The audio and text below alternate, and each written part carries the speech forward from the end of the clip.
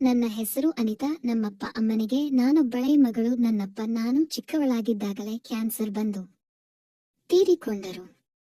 ಅಮ್ಮನೇ ನನಗೆ ತಂದೆಯಾಗಿ ಬೆಳೆಸಿ 10ನೇ ತರಗತಿಯವರೆಗೂ ಓದಿಸಿ ಕಾರಣಾಂತರದಿಂದ ನನ್ನ ಮದುವೆಯನ್ನು ಬೇಗ ಮಾಡಿ ಮುಗಿಸಿದರು. ನನ್ನ ಮದುವೆಯಾಗಿ 2 ವರ್ಷವಾಗುತ್ತಿದೆ. ನನ್ನ ಗಂಡನ ಪರಾಕ್ರಮದಿಂದ ಒಂದು ಮಗು ಕೂಡ ಹುಟ್ಟಿದೆ. ಈಗ ಹೇಳಲು ಹೊರಟಿರುವುದು ನನ್ನ ಹಿಂದಿನ ಕಥೆಯ ಬಗ್ಗೆ. ಮೊದಲ ಬಾರಿ ನನ್ನ ಹೆಣತನವನ್ನು ದೋಚಿದ ಒಬ್ಬ ಪೋಲಿ ಹುಡುಗನ ಬಗ್ಗೆ. ನಾನು ಮದುವೆಗೂ ಮುಂಚೆ ಒಂದು ಮಗುಗೆ ತಾಯಿಯಾಗಬೇಕಿತ್ತು. ಆ ಮಗು ಕೊಟ್ಟ ಪುಣ್ಯಾತ್ಮನ ಬಗ್ಗೆ. ಫ್ರೆಂಡ್ಸ್, ಈ ಕತೆ ಬಿರುಗಾಳಿ ಅಂತಲೇ ಹೇಳಬಹುದು. ಎಲ್ಲೂ ಸ್ಕಿಪ್ ಮಾಡದೆ ಪೂರ್ತಿ ಕಥೆಯನ್ನು ನೋಡಿ. ಹಾಗೆ ನಿಮಗೆ ಇಷ್ಟ ಆದ್ರೆ ಒಂದು ಲೈಕ್ ಕೊಟ್ಟು ಮುಂದಿನ ವಿಡಿಯೋಗಾಗಿ ದಯವಿಟ್ಟು ಸಬ್ಸ್ಕ್ರೈಬ್ ಮಾಡಿಕೊಳ್ಳಿ. ಕತೆಗೆ ಬಂದರೆ, ಈ ಘಟನೆ ನಡೆದಿದ್ದು ನಾನು 10ನೇ ತರಗತಿಯಲ್ಲಿ ಇದ್ದಾಗ. ನಾನು ಋತುಮತಿಯಾಗಿ ಕೇವಲ 6 ತಿಂಗಳಾಗಿತ್ತು. ಮೈಕೈ ತುಂಬಿಕೊಂಡು ಬಾದಾಮಿ ಹಣ್ಣಿನಂತಿದ್ದ ನನ್ನ ಸೌಂದರ್ಯವನ್ನು ಹಿಂಡಿ ಹಿಪ್ಪೆ ಮಾಡಿಬಿಟ್ಟ ನನ್ನ ಚಿಕ್ಕಪ್ಪನ ಮಗ. ಅವನ ಹೆಸರು ಲೋಕಿ. ನನಗಿಂತ 1 ವರ್ಷ ಚಿಕ್ಕವನು. 9ನೇ ತರಗತಿಯ ಹುಡುಗ. ಓದುವುದು ಒಂದನ್ನು ಬಿಟ್ಟು ಮಿಕ್ಕ ಎಲ್ಲಾ ಗನದಾರಿ ಕೆಲಸಗಳನ್ನು ಮಾಡುತ್ತಿದ್ದ. ಅಂದರೆ ಅವನಿಗೆ ತೆವಲು ಜಾಸ್ತಿ. ಅವನಿಗೆ ಜಾಸ್ತಿ ಅಂತ ನನಗಾಗ ಗೊತ್ತಿರಲಿಲ್ಲ. ಅವನು ಯಾವಾಗ ಒಂದು ರಾತ್ರಿ ಪೂರ್ತಿ ನನ್ನ ಜೊತೆ ಕಬಡ್ಡಿ ಆಡಿದ್ನೋ ಅವಾಗ ಗೊತ್ತಾಯ್ತು ಇವನೆಂತ ಕಿತ್ತೋದವನು ಅಂತ. ಲೋಕಿ ನನಗೆ ಅಕ್ಕ ಅಂತ ಕರೆಯುತ್ತಿದ್ದ. ದಿನ ನಮ್ಮ ಮನೆಗೆ ದಿನ ಬಂದು ನನ್ನ ಜೊತೆ ಹರಟೆ ಹೊಡೆಯುತ್ತಾ ಕಾಲ ಕಳೆಯುತ್ತಿದ್ದ. ಊರಿನಲ್ಲಿರುವ ಕೆಲವು ಹುಡುಗಿಯರ ಜೊತೆ ಅವನು ಅಂದರ್ ಬಾಹರ್ ಆಡುತ್ತಿದ್ದರು ಕೂಡ. ಯಾವತ್ತೂ ನನ್ನ ಜೊತೆ ಮಿಸ್ ಬಿಹೇವ್ ಮಾಡಿದವನಲ್ಲ. ನಮ್ಮಿಬ್ಬರನ್ನು ನೋಡಿದವರು ಅಕ್ಕ ತಮ್ಮ ಅಂದರೆ ಹಿಂಗಿರಬೇಕು ಅಂತಲೇ ಹೇಳುತ್ತಿದ್ದರು. ಅಷ್ಟರ ಮಟ್ಟಿಗೆ ನಾವಿಬ್ಬರು ಅನ್ಯೋನ್ಯವಾಗಿ ಜೊತೆಯಲ್ಲಿ ಇರುತ್ತಿದ್ದೆವು. ಅಕ್ಕ ತಮ್ಮ ಆಗಿದ್ದರಿಂದ ನಮ್ಮಿಬ್ಬರಿಗೆ ಯಾವುದೇ ಅಡ್ಡಿ ಆತಂಕಗಳಿರಲಿಲ್ಲ. ಯಾವುದೇ ನಿರ್ಬಂಧವಿರಲಿಲ್ಲ. ಇಬ್ಬರೂ ಕೈ ಹಿಡಿದುಕೊಂಡು ಹೆಗಲ ಮೇಲೆ ಕೈ ಹಾಕಿಕೊಂಡು ತಿರುಗಾಡಿದರು. ಕೇಳುವವರು ಇರಲಿಲ್ಲ. ಹೀಗಿರುವಾಗ ಅದೊಂದು ದಿನ ನಮ್ಮ ಸಂಬಂಧಿಯ ಮದುವೆ ಇದ್ದ ಕಾರಣ ನನ್ನ ಅಮ್ಮ ಮತ್ತು ಚಿಕ್ಕಮ್ಮ ಹೋಗಲೇಬೇಕಾಯಿತು. ಆಗ ನಮಗೆ ಪರೀಕ್ಷೆಯ ಸಮಯ. ನಾವು ಹೋಗಲು ಆಗಲಿಲ್ಲ. ಆಗ ಅಮ್ಮ ಚಿಕ್ಕಪ್ಪನಿಗೆ ನನ್ನನ್ನು ಒಪ್ಪಿಸಿ ನಾವು ಬರುವವರೆಗೂ ಜೋಪಾನ ಭಾವ. ಇಬ್ಬರೂ ಓದಿಕೊಳ್ಳದೆ ಹರಟೆ ಹೊಡೆಯುತ್ತಾ ಕುಳಿತುಕೊಳ್ಳುತ್ತಾರೆ. ಸ್ವಲ್ಪ ಹೆದರಿಸಿ ಗದರಿಸಿ ಓದಿಸಿ ಅಂತ ಹೇಳಿ ಹೊರಟರು. ನಾನು ಹೋಗಿ ಲೋಕಿ ಮನೆಯಲ್ಲಿ ಸೋಫಾ ಮೇಲೆ ಕುಳಿತು ಓದುತ್ತಿದ್ದೆ. ಆಗ ಚಿಕ್ಕಪ್ಪ ಲೋಕಿ ಎಲ್ಲೋದು ಅನ್ನುತ್ತಾ ಹುಡುಕುತ್ತಾ ಹೊರಗಡೆ ಹೋದರು. ಸ್ವಲ್ಪ ಹೊತ್ತಲ್ಲಿ ಲೋಕಿ ಬಂದು, ಏನಕ್ಕ ಅಮ್ಮ ಹೊರಟು ಹೋದ್ವಾ? ಅಬ್ಬ ಗಯಾಳಿಗಳು ಮನೆಯಲ್ಲಿ ಇಲ್ಲ ಅಂದ್ರೆ ಆಯಾಗಿರಬಹುದು ಅನ್ನುತ್ತಾ ನನ್ನ ಹೆಗಲ ಮೇಲೆ ಕೈ ಹಾಕಿಕೊಂಡು ಕುಳಿತ. ಆಮೇಲೆ ನಾನು ಲೋಕಿ ಮಾತಾಡುತ್ತಾ ಕುಳಿತಿದ್ದೆವು. ಸಂಜೆ ಆಯ್ತು. ಚಿಕ್ಕಪ್ಪ ಹೋಟೆಲ್ನಿಂದ ಊಟವನ್ನು ತಂದರು.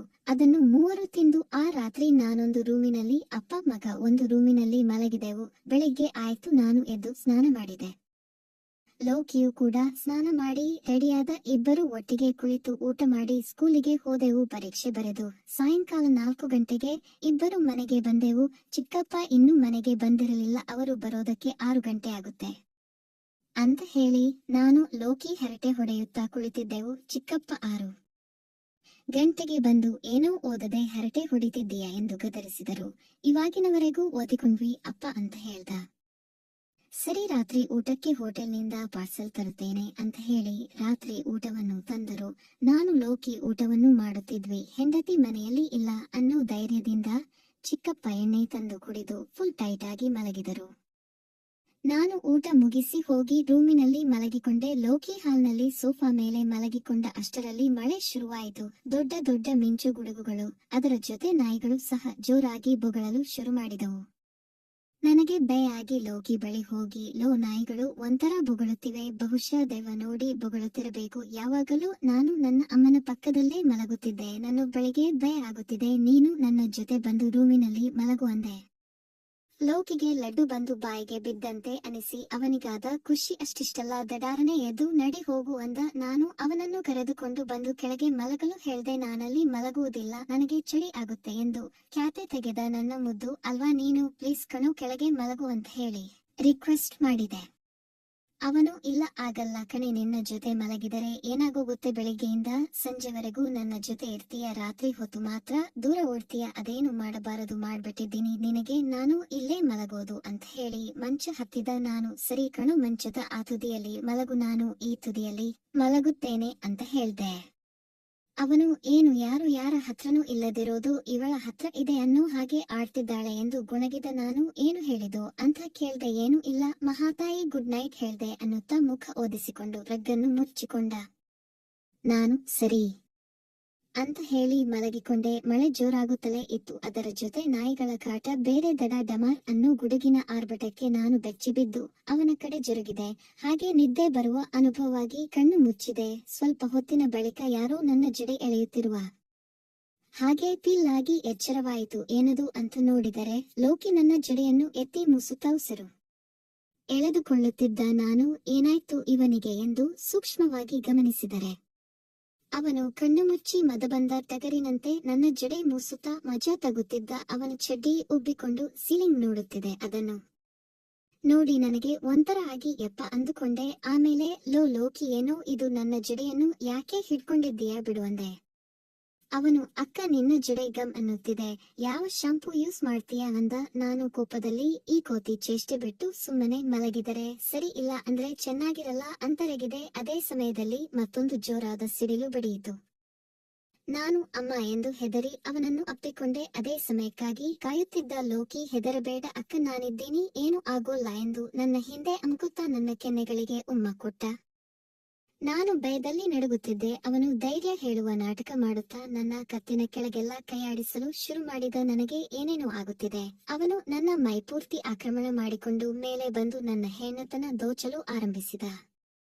ಆ ಕ್ಷಣದಲ್ಲಿ ನನ್ನ ಬುದ್ಧಿಗೆ ಏನಾಯಿತೆಂದು ಗೊತ್ತಾಗಲಿಲ್ಲ. ಅವನು ಏನು ಮಾಡುತ್ತಿದ್ದರೂ ನೋ ಎನ್ನಲು ಮನಸ್ಸಾಗದೆ ಅವನ ಕೈ ವಶವಾಗುತ್ತಾ ಹೋದೆ. ನಾವಿಬ್ಬರು ಮೌನದ ದಿಗ್ಬಂಧನದಲ್ಲಿ ಬಂದಿಯಾಗಿ ಒಬ್ಬರಿಗೊಬ್ಬರು ಶರಣಾಗಿ ಹೊಸ ಪ್ರಪಂಚಕ್ಕೆ ನನ್ನನ್ನು ಕರೆದೊಯ್ದ. ಮೊದಲ ಬಾರಿ ಇಂತಹ ಅನುಭವ ನನಗಾಗುತ್ತಿರುವುದು. ಏನೂ ತಿಳಿಯದ ಅನುಭೂತಿ ಮೂಡುತ್ತಿದೆ.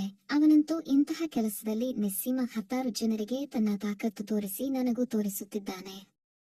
10 ನಿಮಿಷದಲ್ಲೇ ತನ್ನ ಕೆಲಸವನ್ನು ಮುಗಿಸಿದರೂ ಕೂಡ ಹಾಗೆ ಮುಂದುವರೆದು ಹರಿಯುತ್ತಿದ್ದಾನೆ. ಈ ಸಲ ಅರ್ಧ ಗಂಟೆ ಬಜ್ಜಿ ಮಾಡಿ ಮತ್ತೊಮ್ಮೆ ಅದರೊಳಗೆ ತುಂಬಿಸಿದ. ನನಗೆ ಆಗ ಅರಿವಾಯಿತು, ಅಯ್ಯೋ ಏನಾದರೂ ಹೆಚ್ಚು ಕಡಿಮೆಯಾದರೆ ಏನು ಗತಿ ಅಂತ. ನಾನು ಅವನಿಂದ ಬಿಡಿಸಿಕೊಂಡು ಮೇಲೆದ್ದು, ಯಾಕೋ ಹೀಗೆ ಮಾಡ್ದೆ, ಕೆಳಗೆ ಮಲಗು ಅಂತ ನಾನು ಎಷ್ಟು ಹೇಳಿದರೂ ಕೇಳದೆ ಈ ರೀತಿ ಮಾಡ್ಬಿಟ್ಟಿಯಲ್ಲ ಅಂತ ಹೇಳಿ ಅಳಲು ಶುರು ಮಾಡಿದೆ. ಅವನು ಜೋರಾಗಿ ಮಾತಾಡಬೇಡ ಸುಮ್ಮೇರೆ ಅಪ್ಪ ಎದ್ದರೆ ತಿಥಿ ಮಾಡ್ಬಿಡ್ತಾನೆ, ಎಣ್ಣೆ ಬೇರೆ ಹೊಡೆದವನೇ ಕಿಕ್ಕಿನಲ್ಲಿ ಸಾಯಿಸೋಕು, ಹಿಂದೆ ಮುಂದೆ ನೋಡಲ್ಲ, ಏನು ಆಗಲ್ಲ ಸುಮ್ಮಿರು ಅಂತ ಹೇಳಿ ನನ್ನ ಬಾಯನ್ನು ಮುಚ್ಚಿದ. ನಾನು ಬಿಡೋ ಮಾಡೋದೆಲ್ಲ ಮಾಡಿ ಈಗ ಏನು ಆಗಲ್ಲ ಅನ್ನುತ್ತಿದ್ದೀಯಾ ಎಂದು ಮತ್ತೆ ಅಳಲು ಶುರು ಮಾಡಿದೆ. ಆಗ ಅವನು, ಅಯ್ಯೋ ಪೆದ್ದಿ, ನಾನು ಎಷ್ಟು ಹುಡುಗಿಯರಿಗೆ ಮಾಡಿದ್ದೀನಿ, ಅವರಿಗೆ ಏನು ಆಗ್ಲಿಲ್ಲ ಅಂದ ಮೇಲೆ ನಿನಗೇನಾಗುತ್ತೆ? 1 ಸಲ ಮಾಡಿದ್ರೆ ನೀನು ಅಮ್ಮ ಆಗಲ್ಲ, 50-60 ಸಲ ಮಾಡಿದ್ರೆ ಮಕ್ಕಳಾಗೋದು ಅಂತ ಹೇಳಿ ಪೂಸಿ ಹೊಡೆದ. ನಾನು ಹೌದೇನೋ ಇವನು ಹೇಳುತ್ತಿರುವುದು ನಿಜವೇ ಇರಬೇಕು, 1 ಸಲಕ್ಕೆಲ್ಲ ಗರ್ಭ ನಿಲ್ಲಲ್ಲ ಅಂತ ಅಂದುಕೊಂಡೆ. ಅವನು ನನ್ನ ಪಕ್ಕ ಮಲಗಿ ಎಲ್ಲೆಲ್ಲೋ ಕೈ ಹಾಕುತ್ತಾ ಮತ್ತೊಮ್ಮೆ ಮಾಡೋಣ ಎಂದು ಬಿಡಿಸಲು ಶುರು ಮಾಡಿದ. ನಾನು ಬೇಡಪ್ಪ ನಿನ್ನ ಸಹವಾಸ ಅಂತ ಹೇಳಿ ಎದ್ದೇಳುತ್ತಿದ್ದೆ. ಅವನು ಪ್ಲೀಸ್ ಕಣೆ, ಪ್ಲೀಸ್ ಕಣೆ, 1 ಸಲ ಮಾತ್ರ, ಮುಂದೆ ಮಾಡೋದಿಲ್ಲ, ಹಿಂದೆ ಮಾಡ್ತೀನಿ ಎನ್ನುತ್ತಾ ನಾನು ಒಪ್ಪುವವರೆಗೂ ಬಿಡಲ್ಲ. ಇಲ್ಲ ಕೊನೆಗೆ ಹಾಳಾಗಿ ಹೋಗ್ಲಿ ಅಂತ ಒಪ್ಪಿಕೊಂಡೆ. ಹಿಂದಗಡೆ ಬಂದು ಅದು ನುಗ್ಗದಿದ್ದರೂ ಬಿಡದೆ ಕೊಬ್ಬರಿ ಎಣ್ಣೆ ಉಪಯೋಗಿಸಿ ದಬಾಯಿಸಿ ತಳ್ಳಿ 3/4 ಗಂಟೆ ತಟ್ಟಿದ. ಮಳೆ ಕೂಡ ನಿಂತು ಪ್ರಕೃತಿ ತಣ್ಣಗಾಗುತ್ತಿದೆ. ಹಿಂದೆ ತಡೆಯೋಕೆ ಆಗದಷ್ಟು ನೋವು ಬರುತ್ತಿದೆ. ಚಿಕ್ಕಪ್ಪ ಎದ್ದರೆ ಏನು ಗತಿಯನ್ನು ಭಯ ನಮ್ಮಿಬ್ಬರಲ್ಲಿದ್ದರೂ ಕೂಡ ಪರಿಸ್ಥಿತಿಗೆ ಶರಣಾಗಿದ್ದೇವೆ. ಅವನ ಪೋಲಿ ಆಟಕ್ಕೆ ರಾತ್ರಿ ಕಳೆದಿದ್ದೆ ಗೊತ್ತಾಗಲಿಲ್ಲ. ಬೆಳಿಗ್ಗೆ ಆದಮೇಲೆ ನಾವು ಎದ್ದು ಸ್ನಾನ ಮಾಡಿ ಪರೀಕ್ಷೆ ಬರೆಯಲು ಸ್ಕೂಲಿಗೆ ಹೋದೆವು. ಕ್ವೆಶ್ಚನ್ ಪೇಪರ್ ನೋಡಿದರೆ ಯಾವೊಂದು ಉತ್ತರವೂ ನನಗೆ ಹೊಳೆಯುತ್ತಿಲ್ಲ, ಯಾವುದು ನೆನಪಿಗೆ ಬರುತ್ತಿಲ್ಲ. ರಾತ್ರಿ ನಡೆದ ಘಟನೆಯೇ ನನ್ನ ಕಣ್ಮುಂದೆ ಬರುತ್ತಿದೆ. ಎಷ್ಟು ಬೇಗ ಲೋಕಿಯನ್ನು ನೋಡ್ತೀನಿ ಅಂತ ಅನಿಸುತ್ತಿದೆ. ಹಾಗೋ ಹೀಗೋ ಎಕ್ಸಾಮ್ ಬರೆದು ಹೊರಗೆ ಬಂದೆ. ಲೋಕಿ ನನಗಾಗಿ ಕಾಯುತ್ತಾ ನಿಂತಿದ್ದ. ನಾವಿಬ್ಬರು ಸೇರಿ ಮಾತಾಡಿಕೊಂಡು ದಾರಿಯಲ್ಲಿ ಬರುವಾಗ, ಅಕ್ಕ ಮನೆಯಲ್ಲಿ ಅವಕಾಶ ಸಿಗೋದಿಲ್ಲ, ನೀನು ಮನಸ್ಸು ಮಾಡಿದರೆ ಇಲ್ಲೇ ಎಲ್ಲಾದರೂ 1 ಸಲ ಮಾಡಿಕೊಂಡು ಹೋಗೋಣ ಎಂದು ನನಗೆ ಕೆರಳಿಸಲು ಮುಂದಾದ. ನಾನು ಬೇಡ ಕಣೋ, ಅಮ್ಮ ಬಂದಿರುತ್ತಾರೆ, ಲೇಟ್ ಆದ್ರೆ ಬೈತಾರೆ ಅಂತ ಹೇಳ್ದೆ. ಲೇಟ್ ಆಗಲ್ಲ, 5 ನಿಮಿಷ ಅಂತ ಹೇಳಿ ನನ್ನ ತಲೆ ಕೆಡಿಸಿ ಪಕ್ಕದಲ್ಲಿದ್ದ ಹೊಲದಲ್ಲಿ ಹಾಕಿಕೊಂಡು 3/4 ಗಂಟೆ ಕೊರೆದ. ತದನಂತರ ನಾವು ಮನೆಗೆ ಹೋದೆವು. ಅಷ್ಟರಲ್ಲಿ ನನ್ನ ಅಮ್ಮ ಬಂದಿದ್ದರು. ಅಮ್ಮನ ಜೊತೆ ರಾತ್ರಿ ಕಳೆದು ಮರುದಿನ ಎದ್ದು ಸ್ಕೂಲಿಗೆ ಹೋದೆವು. ಮನೆಗೆ ಬರುವಾಗ ಮತ್ತೊಮ್ಮೆ ಮಾಡಿದ ಹೀಗೆ. ಪರೀಕ್ಷೆ ಮುಗಿದ ಮೇಲೂ ನಾವು ಸುಮ್ಮನಿರಲಿಲ್ಲ. ಒಬ್ಬರಿಗೊಬ್ಬರು ಅಡಿಕ್ಟ್ ಆಗಿ ಗ್ಯಾಪ್ ಸಿಕ್ಕಿದ ಪ್ರತಿ ಸಾರಿ ಅಂದರ್ ಬಾಹರ್ ಆಡುತ್ತಿದ್ದೆವು. ಹೀಗೆ 3 ತಿಂಗಳು ಕಳೆದ ಮೇಲೆ ನಾನು ವಾಂತಿ ಮಾಡಿಕೊಂಡೆ. ನನ್ನ ಹೊಟ್ಟೆ ಸ್ವಲ್ಪ ಸ್ವಲ್ಪ ಮುಂದೆ ಬರಲು ಶುರು ಮಾಡಿತು. ನಾನು ತಿಂಗಳು ತಪ್ಪಿದಾಗ ನನ್ನಮ್ಮನಿಗೆ ನನ್ನ ಮೇಲೆ ಅನುಮಾನ ಬಂದು ಆಸ್ಪತ್ರೆಗೆ ಕರೆದುಕೊಂಡು ಹೋಗಿ ಚೆಕ್ ಅಪ್ ಮಾಡಿಸಿದಾಗ ಗೊತ್ತಾಯ್ತು ನಾನು ಅಮ್ಮ ಆಗಿದ್ದೇನೆ ಅಂತ. ಅಮ್ಮ ನನ್ನನ್ನು ಮನೆಗೆ ಕರೆದುಕೊಂಡು ಬಂದು ಸಿಕ್ಕಾಪಟ್ಟೆ ಹೊಡೆದಳು. ಯಾರವನು ಹೇಳೆ ಎಂದು ಬೈದಳು. ನಮ್ಮ ಮಾನ ಹರಾಜ್ ಆಗ್ಬಿಟ್ಟೆ ಎಂದು ಕೂಗಿದಳು. ನಾನು ಅಳುತ್ತಿದ್ದ ಪರಿ ನೋಡಿ ಲೋಕಿಯ ಅಪ್ಪ ಅಮ್ಮ ಕೂಡ ಬಂದರು. ಏನಾಯ್ತು ಎಂದು ಕೇಳಿದಾಗ ನನ್ನಮ್ಮ ಎಲ್ಲಾ ವಿಷಯವನ್ನು ಅವರಿಗೆ ಹೇಳಿದಳು. ಆಗ ಚಿಕ್ಕಪ್ಪ ಚಿಕ್ಕಮ್ಮ ಇಬ್ಬರು ಅನಿತಾ ಇದಕ್ಕೆ ಕಾರಣ ಯಾರು ಎಂದು ನನ್ನ ಬಲವಂತ ಮಾಡಿ ಕೇಳಿದರು. ನಾನಾಗ ನಡೆದ ಎಲ್ಲಾ ವಿಷಯವನ್ನು ಹೇಳಿಬಿಟ್ಟೆ. ನನ್ನ ಮಾತನ್ನು ಕೇಳಿದ ಚಿಕ್ಕಪ್ಪ ಲೋಕಿಗೆ ಏನೋ ಬಂದಿತ್ತು. ನಿನಗೆ ದೊಡ್ಡ ರೋಗ, ಇಷ್ಟು ಚಿಕ್ಕ ವಯಸ್ಸಿನಲ್ಲೇ ಅವಳಿಗೆ ಹೊಟ್ಟೆ ತುಂಬಿಸಿ ಕೂರಿಸಿದ್ದೀಯಲ್ಲ ಅಂತ ಹೇಳಿ ಲೋಕಿಗೆ ಬೆಲ್ಟ್ನಿಂದ ಸಿಕ್ಕಾಪಟ್ಟೆ ಹೊಡೆದರು.